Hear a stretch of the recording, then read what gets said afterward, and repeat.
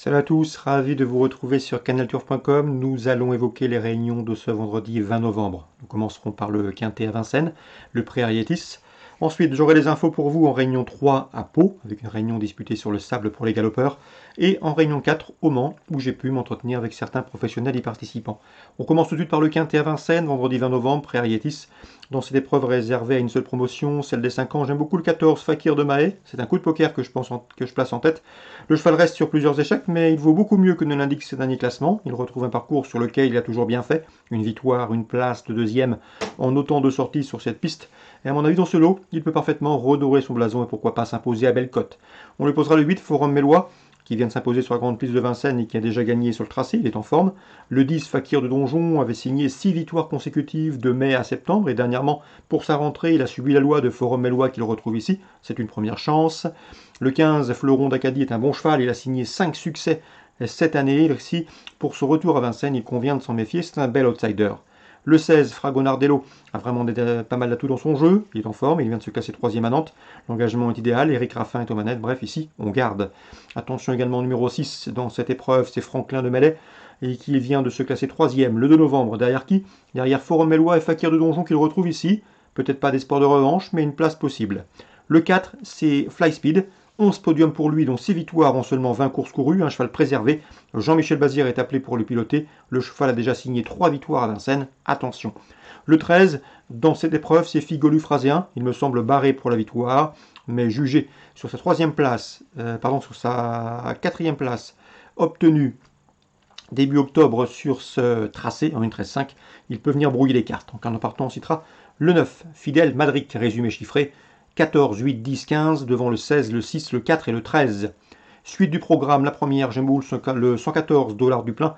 Cela fait plusieurs fois qu'on vous le conseille. Le cheval répond toujours présent, il gagne régulièrement. Ludovic Laudréan fait du très bon travail avec lui. Le cheval va se plaire sur ce parcours de la petite piste, il sera mieux que sur la grande. Il devrait une nouvelle fois se mettre en évidence, d'autant qu'Éric Raffin le reconnaît parfaitement. Le cheval peut terminer sur le podium. Mais attention, l'opposition à fière allure avec le 108 Everton, qui vient de s'imposer sur ce parcours en 1.12.7, un chrono qui lui confère ici une nouvelle fois une première chance. Et le 110, Dragster de Beaumont. Attention à lui, l'hiver dernier, sur ce parcours, il avait gagné, et ce, en 1.12.7, le même chrono qu'Eberton. 108, 110, 114. La suivante, le 209, Gringo Sava, mérite d'être racheté, il trouve l'occasion ici de redorer son blason, c'est un bon cheval. Le 10, Gurlikova revient remonter avec des ambitions, on s'en méfiera. Attention également au 8, Good Luck Quick, qui fait preuve d'une belle régularité, autre montée. 8, 10 et 9 dans la deuxième, 9, 10, 8. La 4e, je sais que Jean-Philippe Borodachko effectue un déplacement ambitieux une nouvelle fois avec le 411 Domingo Della. Le cheval est au mieux. C'est un cheval fragile les jambes, certes, mais c'est un cheval de qualité. Il doit se mettre en évidence une nouvelle fois. L'opposition pour lui, le 9 Dorado Bello, pieds nus pour cet objectif. C'est son premier objectif de l'hiver. Le cheval devrait répondre présent. Et le 15, Dream to Gis, pourquoi pas. L'engagement est bon, à lui d'en tirer profit. On passe à Pau, réunion 3.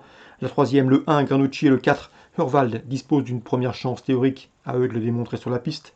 Le 409, Danica débute sur le sable avec une première chance à défendre, à mon avis, elle peut s'imposer.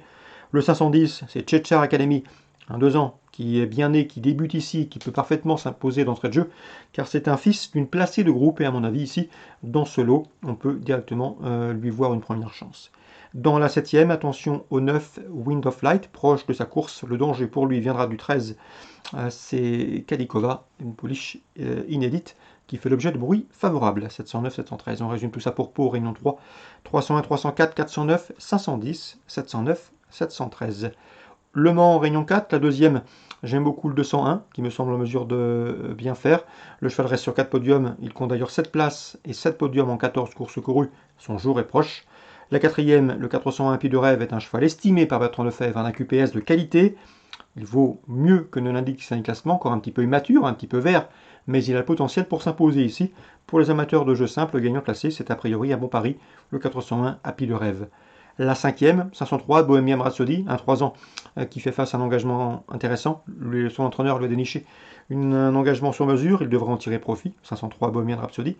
Et concernant Loïc Edon, il m'a parlé du 701, What Do You Say? Il a été déçu la dernière fois, le cheval a mal respiré, ne s'est pas oxygéné comme souhaité.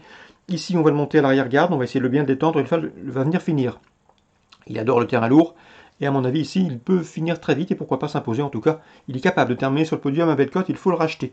Dans la 8e, je reprendrai le 810 Olyrodigan, qui vaut un handicap de ce genre, qui s'est classé 5e dernièrement au Mans.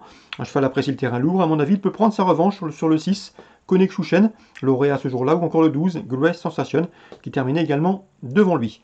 Donc le 10, le 6 et le 12, on leur adjoindra le 801, Igrove Dan, qui est de mieux en mieux situé sur l'échelle du handicapeur. Attention, donc pourquoi pas un couplet placé dans l'ordre du programme avec le 1, le 6, le 10 et le 12 dans la 8e. Excellent jeu à tous, bonne journée.